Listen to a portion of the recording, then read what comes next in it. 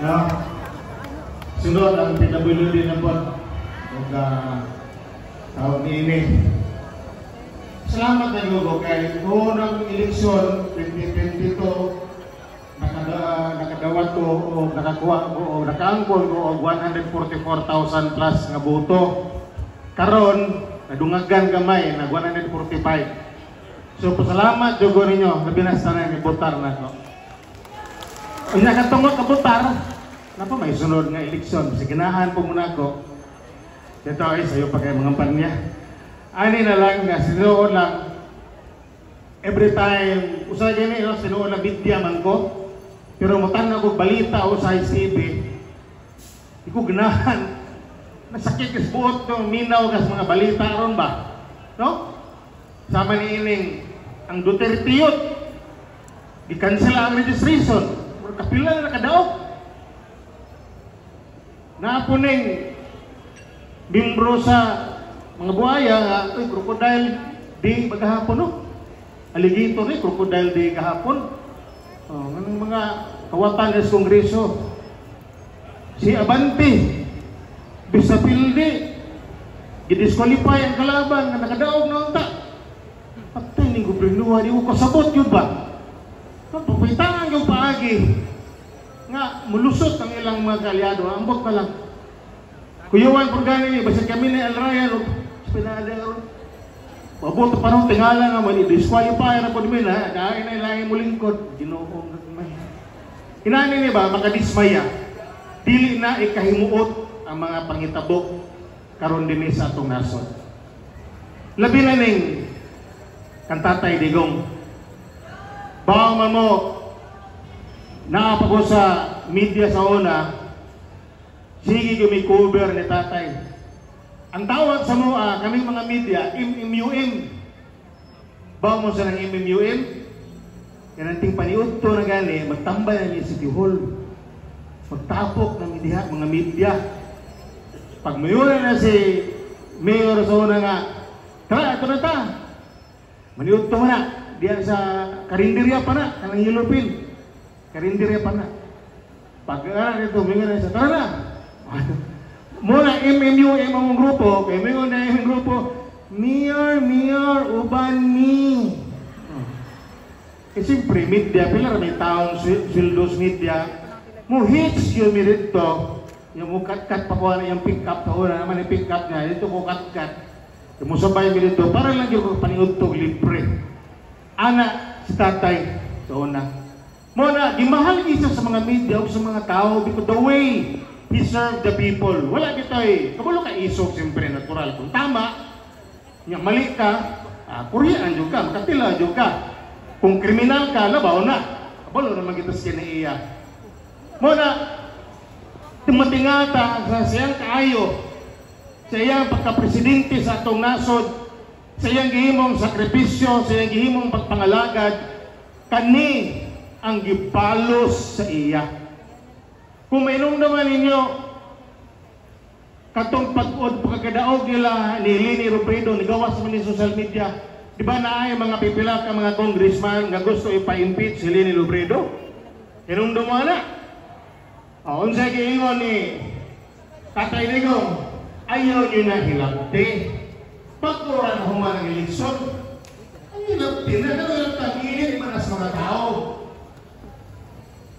na ay baruganan na itlog na atong presidente kasi ingon na lang po ng mga butante nga isunod na nato ng isa duhadya sila oy katapang-tapang naman po kahakat kadawat tag 5,000 kabaan na isunod na namin kuyawan ni anak ay basi di ba? Basi mga tagat ni tanan kami wala man nga isunod na nasa susmay na lang ginabali upat pa na sila nakulang upat na masupong ko ananda supong ito idugan para mawalo so dinoon kuridas surot ni so anan salamat po ni salamat ni for there were really efforts to put the Duterte down kini pala kakabulog ako ilang mong mapildi ang mga Duterte diri sa Davao himuon na lang Exhibit A tanawa pildi man lagi mo nang ilang plano Ang problema lang, ang mga katauhan sa lakbayan, kamo, kitang mga botante, dili mapalit. Wa kita mapalit o kwarta. Muna, kaya pasigarbo na ako. Karang mga medias Manila, manawag na ako. Sa pare, congrats. Landslide ata kayo dyan, nasa Naba. Oo eh. Alam mo, ilang bilyon kinastos ng kalaban dito, pero talo pa rin eh. Inuubos, sinimot ng mga taga-Davao yung pera nila. Pero kami, panalo pa rin. Kayo pare, anong binigay ninyo? Wala kami mabigay, wala ba kami pera? Ang sinabi namin, sincere lang kami sa aming pagpanerbisyo at labaw sa tanan. Duterte line up me.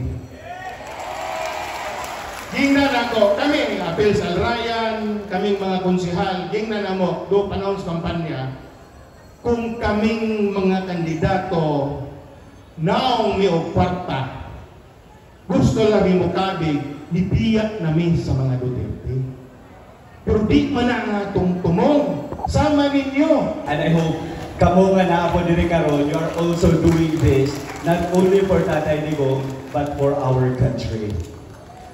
So kanina, while nasa flight ako, nagsulat ko speech kay abi na ko kanang formal kay ang speech ba kabuhaton. So ang akong gibuhat naka-template ko. So since nag-effort naman lang pod ko, basahon na lang ako sa inyo ha. So in 2022, Bongbong Marcos was not leading the presidential survey. The consistent top choice of Filipino people was none other than Vice President Inday Sara Duterte. Let's admit it, without Marcos, BBM without Marcos as his family name, he is a nobody. Kabalo mapunta diba sa iyahang background, spoiled, anak mayaman, naka-eskwela abroad. Yet, we supported him just how we supported President Rodrigo Roa Duterte because we believe that he will fulfill his promise of continuity. Last election sa 2022, ang ipakita niya sa ato i-continue niya ang legacy nga gi-build ni Tatay Digong, including the Build program and the fight against drugs and criminality. But after the election, just few months after the election, that promise was broken. The very things we feared would happen if the opposition won are exactly what unfolded under the administration of Bongbong Marcos. The same administration is now persecuting the very people who helped his family regain the power that they've lost for 35 years. Una, ginatagan nila og daghang responsibilidad si VP Sara. Aside sa fact na VP is the truly elected Vice President of the Philippines, gihimo usab siya ni Bongbong Marcos as Secretary of the Department of Education. On top of that, gihimo po si VP Sara as Vice Co-Chairperson of the NTF-ELCAC. And gibuhat ni nila not because of confidence in VP Sara's leadership, but because they want to mask their incompetence. So si VP Sara ang ilang gihimong maskara para matabunan ang ilang incompetence, ang ilang pagpangurap, ang ilang nakastangan sa atong mga balaod. They had no direction. In 2022, asa si Bongbong Marcos, tuwa sa Singapore, nag-F1, nag-CGO travel. They have no real plans. Ang tanan niyang achievements in 2022 and 2023, these are all achievements or mga projects and programs that Tatay Digong has initiated nga nahitabo lang or na-complete during sa 2022 and 2023, 2 years of Bongbong Marcos presidency. So ang gibuhat nila, they loaded VP Sara with so many responsibilities. Again, she was tasked as the Secretary of Department of Education. Kay kabalo si Bongbong Marcos that we are lagging behind our ASEAN neighbors in terms of our education. So sa katong result, kung nabi mga teachers dire, katong result sa PISA, nga lowest ta sa reading comprehension, and at the same time, nagkulang ta in terms sa mathematics and English and communications. So kanina mga butang, gibuhat o gi-reform ni VP Sara during her years sa DepEd. So si VP Sara, gibuhat siya og matatag program. It's a form of reform nga gustong solusyonan ang atong mga kakulangan sa education. By foreign powers for protecting his own people. That justice must be grounded in sovereignty, not in selective narratives. That leaders who have served with courage deserve fairness, not vilification. We call on all Filipinos, regardless of political color, to reflect on what is right, what is just, and what truly serves the interests of our nation. Let this moment inspire a deeper unity among us, rooted in respect for our laws, our dignity, and our shared history. To Mayor Rudy, we stand with you. To the Filipino people, let us not forget what it means to be a sovereign nation. To the world, justice must never be weaponized against those who serve.